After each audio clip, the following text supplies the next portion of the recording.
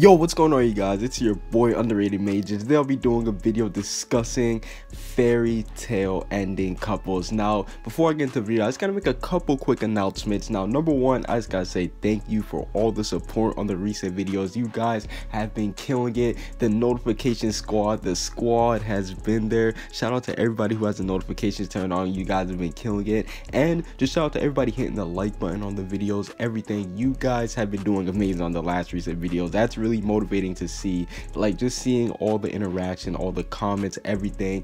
Like, I just love it. You guys have been the real MVP, so rounds of applause for you guys. You guys have been so, like, just thank you for all the support on the recent videos. Notification squad, everybody, if you even just watch the video, thank you. But another thing that I want to discuss is the Boku no Hero channel, because if you guys were at my live stream when I live reacted to the final chapter of Fairy Tail, you guys were asking me to make a Boku no Hero channel, or at least add Boku no Hero to my channel. A lot of people didn't catch that stream, so this is going to be one of my last time shouting it out. I know some people, they're getting tired. They're like, listen, I already know about your Boku no Hero channel, but not everybody knows about it that's been asking about it. So a link to that will be in the comment section. Make sure you guys click it if you guys are interested in Boku no Hero. But without further ado, let's go ahead and get into the video. Now, with the final chapter of Fairy Tail, or at least final chapter for now, and I'm saying for now because if you guys know me, you guys know that I don't think Fairy Tail is over, but that's not the point of the video. With the final chapter of Fairy Tail, we basically have all the pairings set in. We have all the pairings locked in that we've been waiting to see for, and this just made me think, like, just looking at this final chapter, I was like, whoa, you won't, but like, if you're an anime only, and if I tell you what's going to go down, I'm going to just tell you right now, you won't believe what I'm going to say. But another reason I'm doing this video is because I was seeing comments of people saying stuff like, I don't care. Like, there's actually a lot of people, like anime onlys, that are very bold. Like, they're feeling very bold. They're like, yo, I don't care, just show me all the endings, just tell me all the couples who got together. So I was like, you know what, why not just do it? Because yo, this has been one of the most spookiest things in the Fairy Tail series. So without further ado, let's go and get to the video. Now, the first couple that I want to talk about is Gajeel and Levy. Now, with Gajeel and Levy, all I'm going to say is this. Yes, this is dope that these two are finally together. They're paired up together. This was actually a good thing. Like, I actually enjoyed this couple a lot, and I also do gotta say that this one was probably the most developed one, or one of the most developed couples in this series. So I definitely do gotta say that Gajeel and Levy, I expected this to come through. Like, I expected this out of this couple. Like, there wasn't no really huge surprise. I mean, there was a huge surprise. Spoiler alert. Well, you know, this is kind of a spoiler. It's kind of small, but basically Levy is pregnant. So that was the whole little plot twist between those two, between these couples. And if you think about it, all the couples that really got confirmed, they all had like some type of little twist at it that made it spicy, that made it spooky. So I guess you could say that the little spice for the Gajeel and Levy couple, it was the fact that Levy ended up getting pregnant.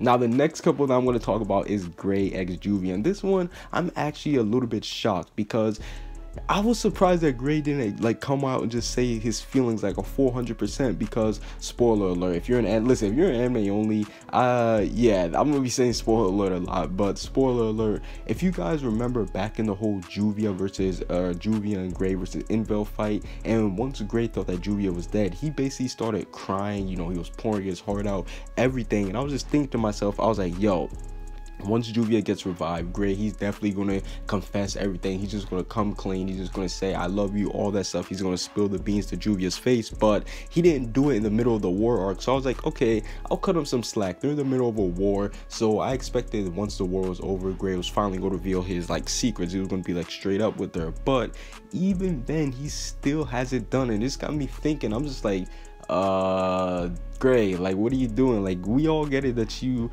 well, Hiro Mashiro is hinting that he likes Juvia and everything, so I'm wondering like why he hasn't like just flat out said it or anything, and then that could have progressed the relationship. Like, there was a little moment at the end where they're both like staring at each other, but yeah, I was actually surprised that these two didn't really come out, or at least Gray didn't come out and admit how he really felt about her after all the stuff they've been through. So the plot twist that comes with this couple is Gray not manning up. Like, Gray, listen, you got Juvia waiting for you. Just go, man. Just go, Juvia. That's one of the best females in the series. You got her just waiting for you. You just, what do you, Gray, what are you doing? I don't know. Somebody talk to Gray, because I don't know what he's doing.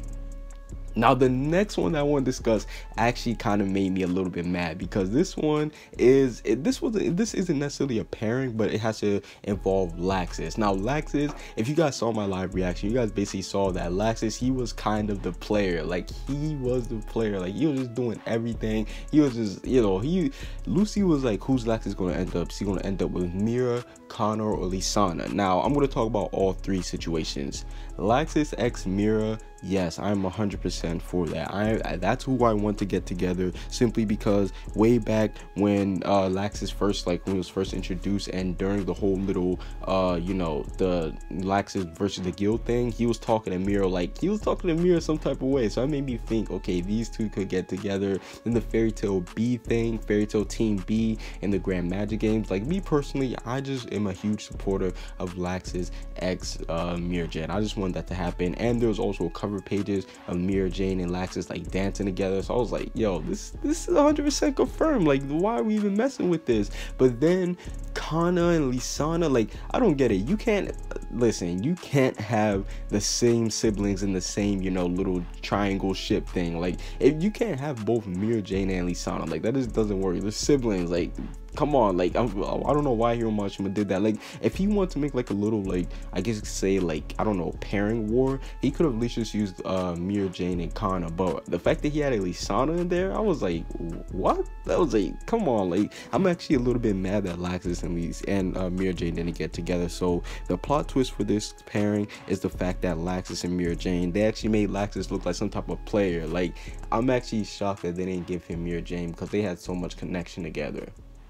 And the next couple that I'm going to discuss, which is my favorite one and the most confusing one without a doubt, is Mavis x Zeref. Now, spoiler alert, I know I'm saying spoiler alert a lot in this video, but no, spoiler alert. Basically, we saw that Mavis and Zeref, they both seemingly died at the end. Like, after the whole little Natsu versus Zeref fight, we saw Mavis and Zeref, they basically died. Like, they're supposed to die and go off together, but they were resurrected. And this is another reason why we need Fairy Tail to continue, because it seems like they were resurrected, but they're like kind of like reincarnated, because we know that they both said that they have different names, and I can't remember the names off the top of my head at this moment, but Zeref and Mavis both said they have different names, and it seemed like they're living completely different lives. Like, if I'm not mistaken, Zeref was like a journalist, or he was like some type of writer, and like he was like working underneath Mavis or something along the lines. I know Zeref had to do something like writing or something, I don't know. He basically wasn't Zeref. He wasn't the same Zeref,